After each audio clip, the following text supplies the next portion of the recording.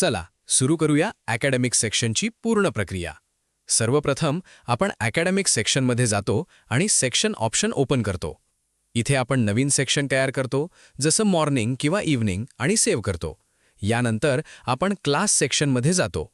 इथे आपण आपल्या गरजेनुसार क्लास तयार करतो, उदाहरणार्थ नीट. मग त्या क्लाससाठी सेक्शन सिलेक्ट करतो आणि सेव्ह वर क्लिक करतो. आता पुढचा स्टेप म्हणजे सब्जेक्ट तयार करणे. यासाठी आपण सब्जेक्ट सेक्शनमध्ये जातो. इथे आपण सब्जेक्टचे नाव टाकतो, जसं मॅथ्स. मग तो थिअरी सब्जेक्ट आहे की प्रॅक्टिकल हे सिलेक्ट करतो. तसेच सब्जेक्ट कोड पण टाकू शकतो आणि नंतर सेव्ह वर क्लिक करतो. आतापर्यंत आपला सेक्शन, क्लास आणि सब्जेक्ट सक्सेसफुली तयार झाला आहे. आता सब्जेक्ट ग्रुप कसा तयार करायचा ते पाहूया.